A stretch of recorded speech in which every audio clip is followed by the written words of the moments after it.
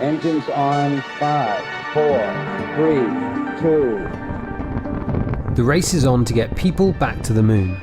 It's a new day in space exploration. All engines running. A giant leap forward for all of humanity. We have liftoff. With China and America both vying for first place. The United States has returned to the moon. China's lunar probe has returned to Earth. They've both recently sent landers to the moon's surface and say they'll have astronauts there by 2030. We're in a space race. But no one has set foot on the moon for decades. So why the sudden interest in going back? The discovery of water on the moon is really important. And what's at stake for the winner? The idea is, can we actually stay and live on the moon, work on the moon long term? That's one small step for man. When Neil Armstrong made his historic moonwalk in 1969, it marked a crucial step in the space race with the USSR. The moon landing in 1969 was the culmination of a decade-long project initiated, of course, by President Kennedy. I believe that this nation should commit itself to achieving the goal before this decade is out of landing a man on the moon and returning him safely to the Earth. It really galvanized the American space program at the time. Of course, Neil Armstrong, Buzz Aldrin landed on the moon, walked on the moon. The Soviets never got there. Only 12 people have ever set foot on the moon since then. They were all white American men, and the last visit was in 1972. But that is about to change. There are now over 100 missions planned before 2030. To the moon. To the moon. To the moon. To the moon. Back when America landed humans on the moon for the first time, we were really the only ones that could do it, apart from the Soviet Union, who also was trying. Giant leap for mankind. A lot of the world is catching up technologically, and so they are also trying to see if they can become one of the elite club to land people or even robots on the moon. As the cost of going to space has gone down and some countries have become more ambitious, everybody's saying, hey, the moon, we should be going there. This map shows the landings there so far, from nations including Israel, Russia, the UAE, India, and Japan, as well as America and China. And while there may not be any European flags yet, the European Space Agency also plans to send a lunar lander soon. But it's China and America who are leading the lunar charge. Just as in the 1960s, there was a space race between the United States and the Soviet Union as part of the Cold War. Today, there does seem to be a new competition between the United States and its major global adversary, global rival, China.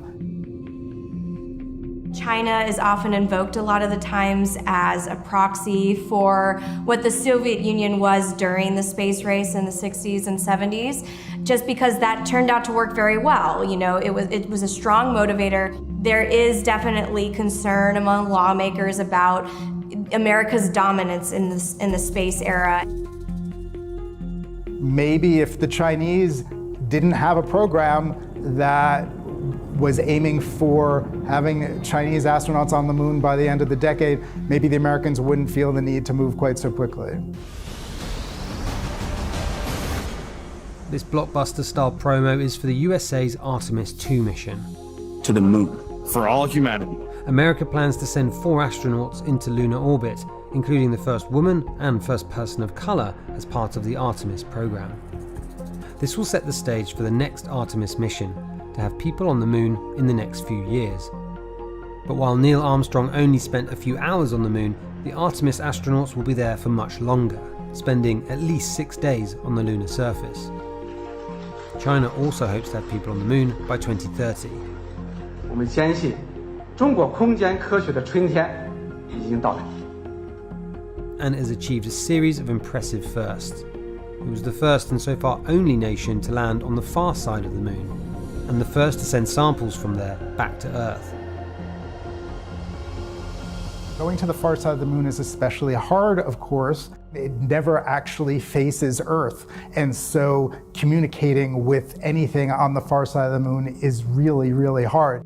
All this has America worried.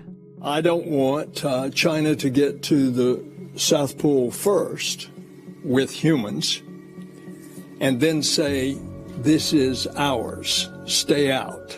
Bill Nelson, the NASA administrator, has frequently referred to China's policies here on Earth, in particular the South China Sea, where China has said, all these islands in the South China Sea, they belong to us. Bill Nelson has said in the same way that they did this grab in the South China Sea, there's potential that they would try to do something on the moon, and so we have to make sure to stop that. A spokesperson for the Chinese embassy in Washington rejected the remarks and said in a statement, China always advocates the peaceful use of outer space. Whoever makes it to the moon first will be heading here, the lunar South Pole. And that choice of location is important, because it tells you what some of the recent fuss around the moon is all about.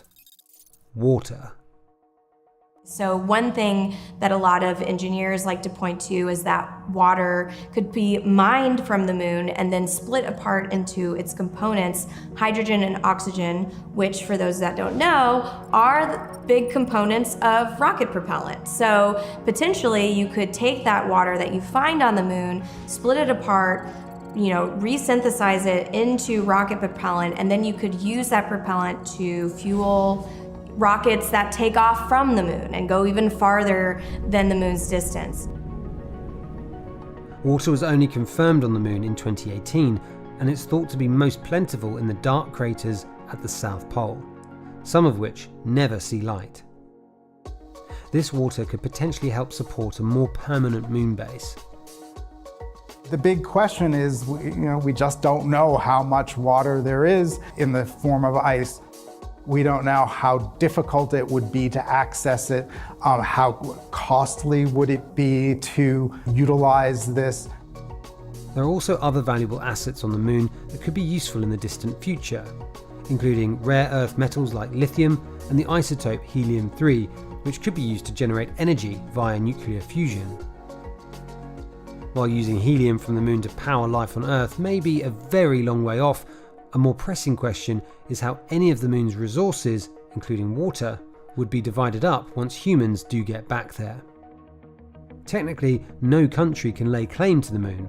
This was set out in the Outer Space Treaty back in 1967, which declared the moon was for the greater good of mankind. This treaty means that the moon and our sister planets will serve only the purposes of peace. But when you start looking at who can claim the resources on the moon, it gets more complicated. One of the major concerns among legal experts right now is that there is a mismatch between where we're going, where the technology is moving, and where the law is. So the concern is that back in the 1960s, 1970s, when people were writing these treaties, nobody thought about the possibility that there are going to be companies active in space. It was country to country. Countries were the ones that were active in space. And so in some ways the law hasn't kept pace with that. One international agreement that has begun to address the issue of how companies should operate in space is the Artemis Accords, drawn up in 2020. Drafted by America and signed by more than 40 international partners to set out rules for working in space. The Artemis Accords affirm the simple contention that we can, in fact, extract and utilize space resources. Countries and companies should be able to enjoy the fruits of their labor. But China has not signed. Instead, it's part of a rival agreement with Russia and a small number of other nations. China is concerned about the Artemis Accords because in the Artemis Accords, there's a provision called safety zones. And the theory behind the safety zone is that you're doing something on the moon. You want to make sure that everybody else knows you're doing something on the moon. And everybody else knows, don't come by, don't come to this area on the moon because you might interfere with what we're doing. The way that, say, people in China might look at that is, this seems a little bit like a land grab. You're calling it a safety zone, we're calling it, you're claiming territory. So, what's next? Well, investment in the race to the moon is moving at pace. But one of the things that's different this time is that while China's efforts are state-led, American space agency NASA is now working in partnership with private companies.